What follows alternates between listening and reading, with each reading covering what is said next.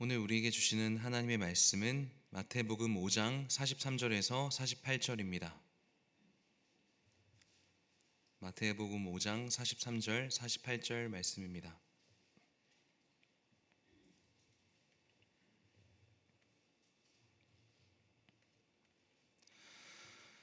또 내 이웃을 사랑하고 내 원수를 미워하라 하였다는 것을 너희가 들었으나 나는 너희에게 이르노니 너희 원수를 사랑하며 너희를 박해하는 자를 위하여 기도하라. 이같이 한즉 하늘에 계신 너희 아버지의 아들이 되리니 이는 하나님이 그 해를 악인과 선인에게 비추시며 비를 의로운 자와 불의한 자에게 내려주심이라. 너희가 너희를 사랑하는 자를 사랑하면 무슨 상이 있으리요? 세리도 이같이 아니하느냐? 또 너희가 너희 형제에게만 무난하면 남보다 더하는 것이 무엇이냐? 이방인들도 이같이 아니하느냐? 같이 읽겠습니다. 그러므로 하늘에 계신 너희 아버지의 온전하심과 같이 너희도 온전하라. 아멘. 네, 마태복음 5장부터 7장까지의 내용은 예수님께서 산에서 들려주신 설교라고 해서 보통 산상수훈이라고 부릅니다. 산상수훈의 내용은 천국에 들어가기 위한 조건문이 아니라 이미 천국 백성 된 자들에게 요구되어지는 삶의 자세를 말하는 것입니다. 즉 천국 백성으로서의 합당한 삶이 이 주된 내용이라고 할 수 있는데요. 그래서 산상수훈은 사실 모든 사람에게 적용되는 내용은 아닙니다. 산상수훈은 예수 그리스도를 구주로 믿어 하나님 나라의 백성이 된 사람들에게 적용되는 말씀입니다. 문제는 이 산상수훈에서 보여지는 윤리적 기준이 너무나도 높다는 것입니다. 세상에서 말하는 일반적인 도덕적 기준에 비해서 이건 그 누구라도 감당할 수 없는 무거운 짐처럼 다가옵니다. 대표적으로 오늘 말씀에 내 원수를 사랑하라 라는 명령이 그렇습니다. 우리는 산상수훈이 지키기 힘들고 부담스러운 명령이라는 점에서 반감을 갖기 쉬운데 사실 맞습니다. 이건 누구라도 사람이라면 지킬 수 있는 명령이 아닙니다. 제가 아무리 이 자리에서 경건한 척하면서 성도님들 앞에서 원수를 사랑하라고 해도 저 자신부터 원수를 사랑하지 못합니다. 그리고 앞으로도 못할 것 같습니다. 대부분의 성도님들은 이러한 명령들을 세상의 도덕적 기준에 비해 너무 터무니없고 말도 안 된다는 생각에 지킬 생각조차 할 수 없습니다. 여기서 우린 관점을 조금 바꿀 필요가 있습니다. 보통 우리는 이러한 명령들을 보면서 내가 어떻게 지켜야 하지? 에 집중하니까 낙심이 되는 것입니다. 그러나 이 명령들을 집중해서 살펴보면 사실 우리가 해야 될 명령이기 이전에 예수님께서 먼저 하신 일들이라는 것을 알 수 있습니다. 우리가 해야 될 일들이기 전에 주님이 우리를 위해 하신 일들입니다. 그러므로 산상수훈을 통해서 우리가 바라봐야 할 것은 명령 그 자체가 아니라 이 명령을 직접 지키신 예수님입니다. 이런 관점에서 오늘 말씀 원수 사랑에 대해 살펴보겠습니다. 사실 이 마태복음의 원 독자들은 유대인들이었습니다. 당시 배경을 살펴보면 유대인들은 사랑하는 대상에 제한을 두었습니다. 하나님의 선민인 유대인들 자기네들끼리만 사랑했고 이방인들은 원수이자 죄인으로 여겼습니다. 그래서 내 이웃을 내 자신처럼 사랑하라는 교훈도 유대인 동족에게만 적용했습니다. 이런 상황 속에서 예수님은 경계선을 긋지 말고 원수까지도 사랑하라 라고 말씀하신 것입니다. 45절 말씀을 보면 예수님은 하나님께서도 선인과 악인을 차별하지 않고 그들에게 똑같이 햇볕을 비추시고 비를 내려주신다라는 점을 언급하십니다. 예수님께서 선포하신 천국은 원수까지도 사랑하는 나라입니다. 이에 대해 가장 구체적인 사례가 바로 누가복음 10장에 나오는 선한 사마리아인 비유일 것입니다. 어떤 율법교사가 예수님에게 찾아와 내 이웃이 누구입니까? 라고 질문합니다.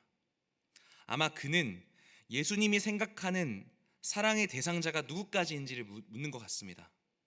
그러자 예수님은 여리고를 내려가다가 강도를 만나 거의 죽게 된 유대인 여행자를 보살펴준 한 사마리아인 이야기를 들려주십니다. 앞서 제사장도 레위인도 그 여행자를 봤지만 피해 지나가고 유대인으로부터 개나 돼지 취급받던 사마리아인만 그 여행자를 도와줍니다. 이야기를 마치시고 예수님께서 율법교사에게 질문하시죠. 네 생각에는 이 세 사람 중에 누가 강도 만난 자의 이웃이 되겠느냐? 그러자 율법교사는 마지못해 사마리아인입니다라고 말하는 게 아니라 자비를 베푼 자입니다라고 대답합니다. 이에 대해 예수님께서 가서 너도 이와 같이 하라라고 명령하시죠. 여러분, 내 이웃은 누구입니까? 라는 질문에 대해서 예수님은 누가 그 강도 만난 사람의 이웃이 되겠느냐라고 되물으십니다. 여러분, 내 이웃이 누구인지 결정하는 것은 내가 아니라 도움이 필요한 상대라는 것입니다. 나는 그저 그의 필요를 채워줌으로써 그의 이웃이 되는 것입니다. 사마리아인 입장에서는요, 자신을 개처럼 취급했던 원수 같은 유대인의 이웃이 되어준 것입니다.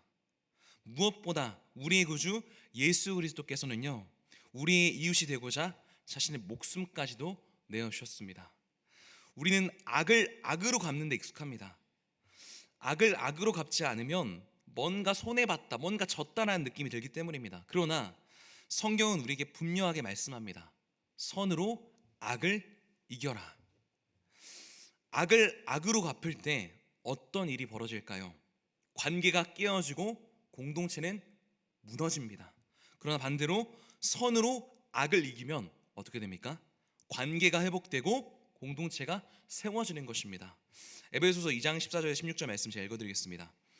예수 그리스도 그는 우리의 화평이신지라 둘로 하나를 만드사 원수된 것 곧 중간에 막힌 담을 자기 육체로 허시고 법조문으로 된 계명의 율법을 폐하셨으니 이는 이 둘로 자기 안에서 한 세 사람을 지어 화평하게 하시고 또 십자가로 이 둘을 한 몸으로 하나님과 화목하게 하려 하심이라. 원수된 것을 십자가로 소멸하시고. 아멘.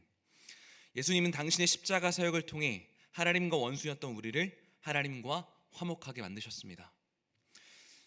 유대인들은 이방인들을 부정하다라고 생각하고 이웃의 범주에 넣지도 않았습니다. 그들은 부정하다, 그들은 더럽다라는 것입니다. 우리도 마찬가지죠. 내 이웃의 범주에 넣기 불쾌하다라고 생각되는 사람들이 있습니다. 사랑할 수 있는 사람과 사랑할 수 없는 사람을 제한하고 구분합니다. 여러분, 불완전한 인간이 또 다른 불완전한 인격에 대해서 이렇게 제한하고 차별합니다.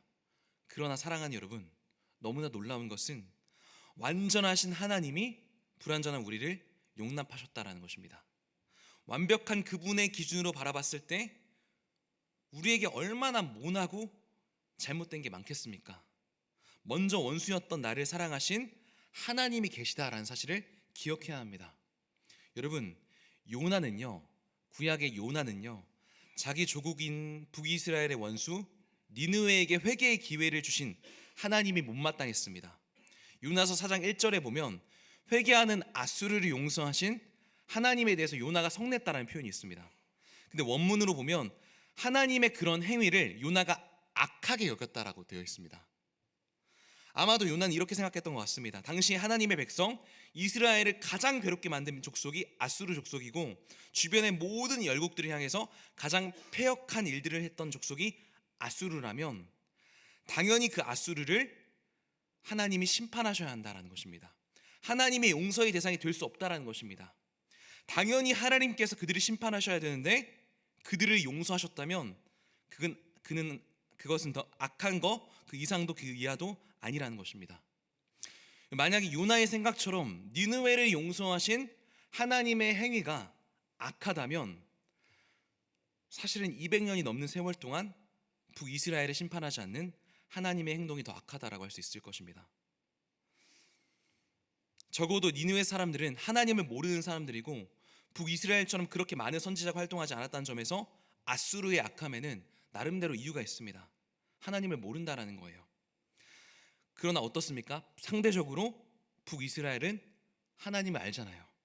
심지어 수많은 선지자가 활동했고 이스라엘의 역사 가운데 가장 위대했던 기라성 같은 선지자 엘리야와 엘리사가 활동했던 나라가 북이스라엘이라면 이스라엘의 악함에는 이유가 없습니다.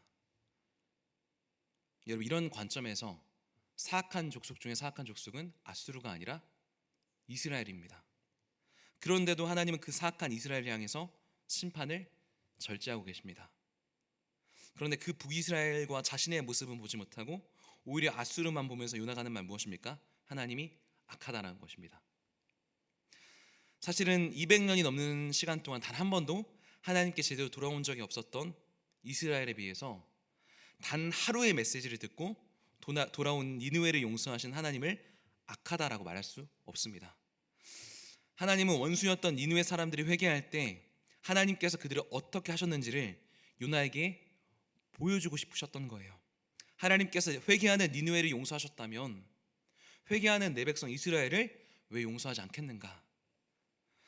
여러분, 우리는 이러한 영적인 깨달음을 얻지 못하고 눈앞에 보여지는 불편한 현실만을 보고 있습니다. 하나님이 내 원수를 용서하신다, 하나님이 내가 미워하는 그 사람을 받아들이신다 라면서 불평하고 있습니다.